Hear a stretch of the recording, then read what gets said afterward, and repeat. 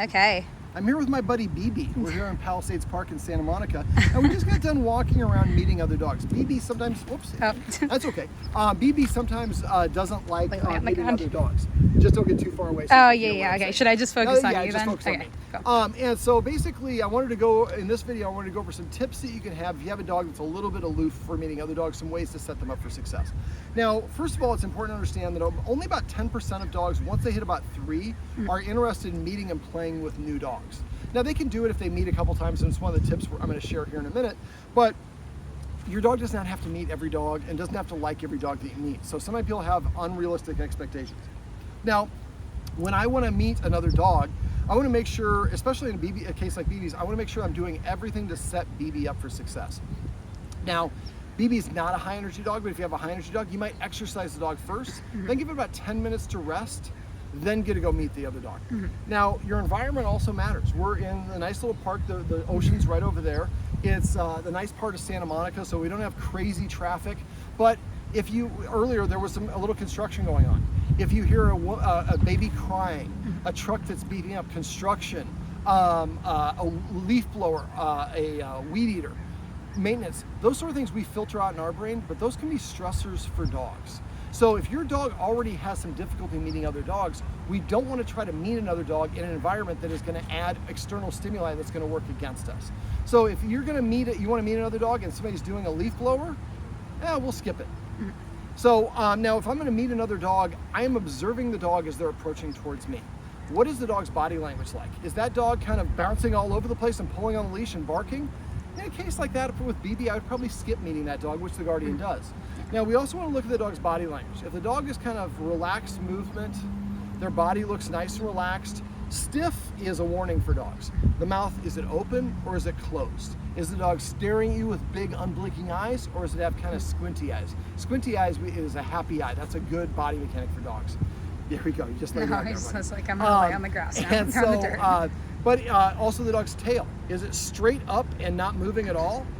If a dog is stiff and still and staring with a closed mouth and a straight tail, that is definitely not a dog I would approach. If the dog is crouching down like in a hunting position or moving in slow motion, also a dog I would skip.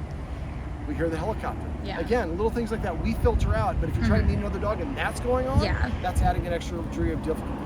Now, what I would recommend when you're going to meet another dog is I like to cheat. So I would arrange, BB's guardian has a lot of friends that live in the area who have some dogs that BB hasn't met yet. What I would do is I would arrange an accidental meeting. So why don't you let's go to Palisades Park, meet me by the bathrooms, and we'll come walking up. When you see us walking up, as soon as we get to you, just start walking together. So now you can walk in one of two ways. I can have human, dog, dog, human, or I could have human, dog, human dog, so dogs are on the outside. So the idea is we want to help the dog practice being around other dogs when they're calm. Now, when we do this, I always like to do meetings outside whenever possible. There's the nice open area, so the dog has a million escape routes, just makes them feel more comfortable. There's also distractions. There's a couple of women over there that are chatting. There's some squirrels that are running around. There's cars. There's the ocean sounds. All those sounds can help distract the dog. If I'm inside, I'm just staring at one dog and one thing only, and it's the distractions to be helpful. So dogs get over things by literally moving forward. So if you arrange to meet your friend, you walk up and then they just start walking with you. You can again have the dogs together or the dogs on the outside, but gradually, and if your dogs are kind of like stiff and staring at each other, increase the distance apart. So you want to find a distance where they're aware of the other dog but have a neutral, indifferent response to it. And then basically just walk together. And we see, do the dogs, are they staring at each other? Are they looking at each other? Are they licking their lips and yawning a lot? Those could be signs of stress.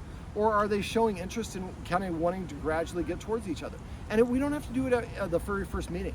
It might be that you meet that dog 4 times and go for these walks together. And after a while, he's like, yeah, that's Bruno. He's the dog we go walking with. Bruno's never done anything bad to me. Matter of fact, we really enjoy the walk together. And so I start building positive association because Bruno is around when I'm doing something I like. With my mom and I are walking in the park and Bruno happens to be there. Now, after you meet a dog, and if it's a good experience, give your dog a treat. So every time we meet a dog, I get a treat. Now, we met one dog where there was a little bit, the guardian was a little bit, said that dog was a little bit persnickety, and they got into a little bit of it. And it wasn't a big deal. A lot of times that happens, you pull apart, it sounds like really nasty, but nothing happens. Now, we don't want to get to that point. Well, in that case, I pulled out a treat and I was like, can I give your dog a treat? She was like, he just tried to attack your dog. You don't want to give him a treat? What I'm trying to do is the same thing as if you're emotional and your partner comes up and rubs your shoulders or gives you a hug. They're trying to reassure you. Now, if your dog snaps and you give it a treat and you do that a lot, yes, of course, that could be reinforcing that behavior. But usually a bite or a snarl or a snap is a form of communication to make the other dog go away. So, but the problem is, now as a dog, the last memory I had was I met that dog, we got in a fight, and then that's the last thing I remember about it. So what we want to do instead, what I did is I brought the dogs together, just at some distance, and I had them both sit and gave them a treat. So I waited about 3 or 4 seconds afterwards. I don't know if you're getting me. There you go. Oh yeah, I'm getting you. And so when they left, the emotional response they had with each other was a positive thing, not a negative thing. So so I would arrange to meet people that you know, and then try to go on those walks, and eventually after a couple walks they're probably going to be buddies and they can learn to hang out. If they don't after 3 or 4 walks, you know that's the case. And if you really want to keep at it, just keep walking them together. Eventually you can kind of get to that point, unless they're snarling and charging each other, then not. Now we're at the park and there's the dog that's walking up behind the camera that I asked the guardian, hey, can we meet your dog? And she's like, no, my dog doesn't do well. But she's walking along a nice little path. So what I'd recommend you do is start finding another dog that you can walk along with. And just walk, hey, do you mind if we walk with you? You're such a good looking dog. You know, my dog doesn't like meeting other dogs. Yeah, my dog doesn't either, but we just like to walk with other dogs with some distance so they practice being calm together. Does that work? Well, I had a behavior expert explain that it does. And it seems to be working for him. So again, every experience we have with a dog is either positive, negative, or indifferent. So if we help build in positive commingling activities where we walk together, after a while the dog starts feeling comfortable. Because it's practicing being around another dog without reacting. Now be careful if the other dog has, I would just let that go.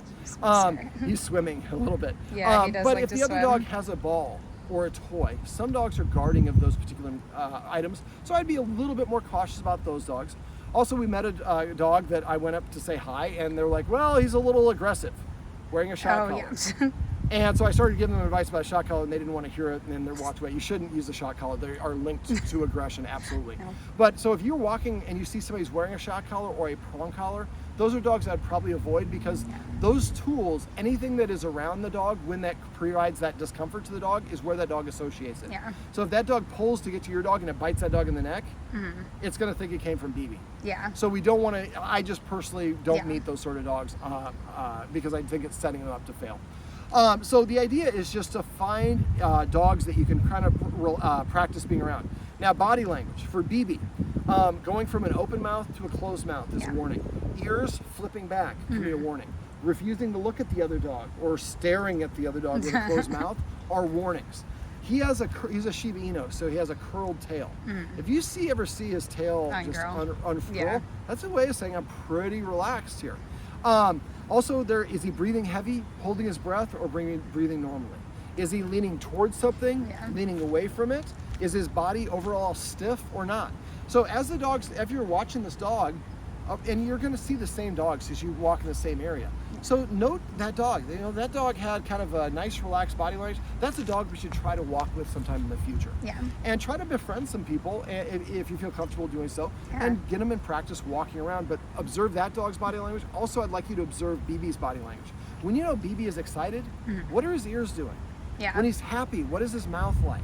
And after a while, if you start recognizing those signs, you're like, oh, he's giving me 3 or 4 signs that he's very happy and he seems to want to meet this dog. I'm feeling more confident allowing that to happen. Now for dogs, front-facing approach is confrontational. It's the most difficult. Nose-to-nose approach is the most difficult one there is.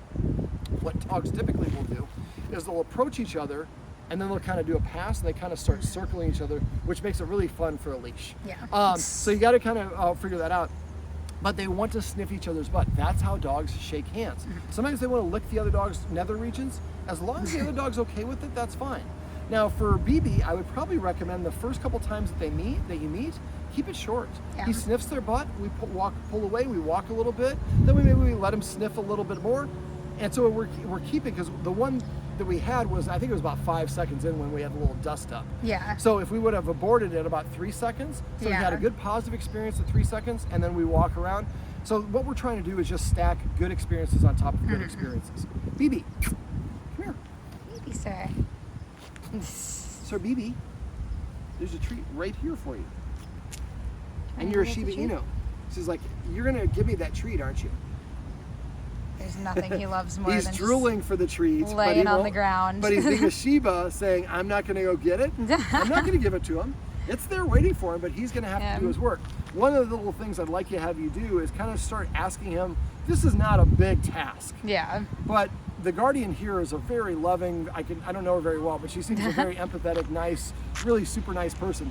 Sometimes we do our work for our dogs and we kind of rob them a little bit of the experience and the confidence they get from of solving their own problems. So I was a little bit patient. I outweighted him. It's right here. Now I feel a little bit silly. bad. But he did come up and he got the treat. But we had to outweight him. So he's gonna try to work you and get you to do as much of his homework for him as he can. Your job is to say, hey, there are times I'm gonna step in for you, but there are other times I'm not. Yeah. All right, Mr. BB. Come here, buddy. Sit. Well, this is my buddy BB, and these are some tips they can use if you have a dog that has difficulty meeting other dogs out and about. Awesome.